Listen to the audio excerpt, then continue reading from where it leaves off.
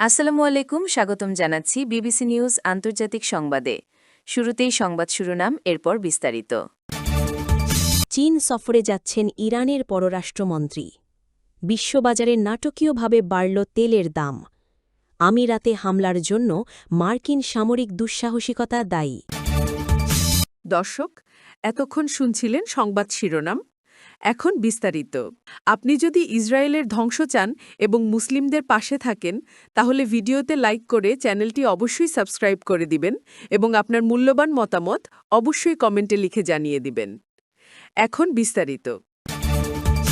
আন্তর্জাতিক কূটনীতির একটি গুরুত্বপূর্ণ উন্নয়ন হিসেবে এর পররাষ্ট্রমন্ত্রীর আসন্ন সফরকে ঘিরে বিশ্বজুড়ে নতুন করে আলোচনা শুরু হয়েছে, যেখানে বিশ্লেষকরা বলছেন এই সফর শুধু আনুষ্ঠানিকতা নয়, বরং এটি অর্থনৈতিক সহযোগিতা, বাণিজ্য সম্প্রসারণ এবং প্রযুক্তিগত অংশীদারিত্বের নতুন দিগন্ত খুলে দিতে পারে।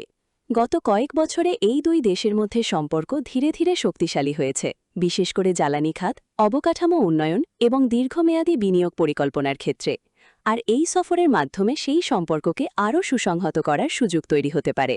কূটনীতিক সূত্রগুলো বলছে, এই সফরে উভয় দেশের প্রতিনিধিদের মধ্যে একাধিক গুরুত্বপূর্ণ বৈঠক অনুষ্ঠিত হওয়ার সম্ভাবনা রয়েছে, যেখানে আঞ্চলিক সংযোগ বৃদ্ধি, সরবরাহ ব্যবস্থা উন্নত করা এবং নতুন বাণিজ্য চুক্তির বিষয়গুলো গুরুত্ব পেতে পারে। বিশেষজ্ঞরা মনে করছেন, বর্তমান বৈশ্বিক অর্থনৈতিক পরিস্থিতিতে এই ধরনের দ্বিপাক্ষিক সফর শুধু দুই দেশের জন্যই নয়, বরং বৃহত্তর আঞ্চলিক অর্থনীতির জন্যই ইতিবাচক বার্তা বহন করে, কারণ সহযোগিতামূলক উদ্যোগ সাধারণত স্থিতিশীলতা বাড়ায় এবং বিনিয়োগের সুযোগ তৈরি করে। সামাজিক যোগাযোগ মাধ্যমে অনেকেই এই সফরকে সম্ভাবনাময় হিসেবে দেখছেন।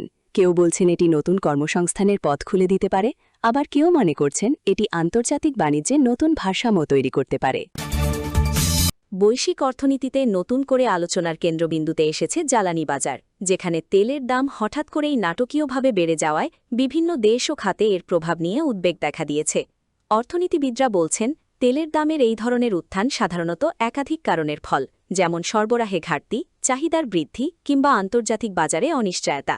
আর এই পরিবর্তনগুলো সরাসরি প্রভাব ফেলে পরিবহন খরচ, শিল্প উৎপাদন এবং দৈনন্দিন পণ্যের দামের উপর। শিশুবাক্যেরা ব্যাখ্যা করছেন, যখন তেলের দাম বাড়ে তখন পরিবহন ব্যয় বেড়ে যায়, যার ফলে খাদ্যসহ অন্যান্য পণ্যের দামও বাড়তে পারে, আর এটি সাধারণ মানুষের জীবনযাত্রার ব্যয়কে প্রভাবিত করে। ব্যবসায়ীরা বলছেন, বাজারে স্থিতিশীলতা ফিরিয়ে আনতে হলে সরবরাহ ব্যবস্থাকে আরও কার্যকর করতে হবে এবং বিকল্প জ্বালানি উৎসের দিকে গুরুত্ব দিতে হবে, যাতে দীর্ঘমেয়াদে এই ধরনের অস্থিরতা কমানো যায়।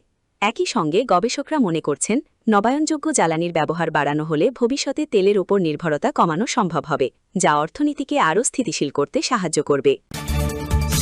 আন্তর্জাতিক অঙ্গনে একটি ঘটনার পরিপ্রেক্ষিতে দায় নিয়ে বিভিন্ন ধরনের বক্তব্য সামনে এসেছে, যেখানে অনেকের প্রসঙ্গ আলোচনায় এসেছে এবং কিছু পক্ষ থেকে অনেকের ভূমিকা নিয়ে প্রশ্ন তোলা হয়েছে।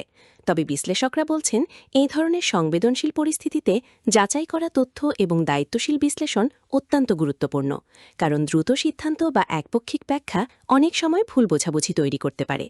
আন্তর্জাতিক সম্পর্ক বিশেষজ্ঞরা ব্যাখ্যা করছেন, এই ধরনের ঘটনার পর সাধারণত বিভিন্ন দেশ তাদের অতস্থান পরিষ্কার করতে কূটনৈতিক সংলাপের পথ বেছে নেয়, যাতে উত্তেজনা কমানো যায় এবং ভবিষ্যতে স্থিতিশীলতা বজায় থাকে। একই সঙ্গে এখন একটি বিষয় স্পষ্ট, বিশ্বজুড়ে সংলাপ, স্বচ্ছতা এবং পারস্পরিক আস্থা তৈরির ওপর আগের চেয়ে বেশি গুরুত্ব দেওয়া হচ্ছে, কারণ এসব উদ্যোগই দীর্ঘমেয়াদে শান্তিপূর্ণ পরিবেশ নিশ্চিত করতে সাহায্য করে। অনেক বিশ্লেষক মনে করছেন, এই ধরনের পরিস্থিতিতে আন্তর্জাতিক সংস্থাগুলোর ভূমিকা আরও গুরুত্বপূর্ণ হয়ে ওঠে, কারণ তারা নিরপেক্ষভাবে তথ্য যাচাই এবং সমন্বয়ের কাজ করে। আপনি যদি এই ধরনের বৈশ্বিক আপডেট নিয়মিত পেতে চান, তাহলে অবশ্যই চ্যানেলটি সাবস্ক্রাইব করে রাখুন এবং নোটিফিকেশন অন করুন, যাতে কোনো গুরুত্বপূর্ণ আপডেট মিস না করেন। আজকের এই খবর নিয়ে আপনার মতামত কি কমেন্টে জানাতে পারেন, কারণ আপনার মতামতই আমাদের আলোচনাকে আরও সমৃদ্ধ করে।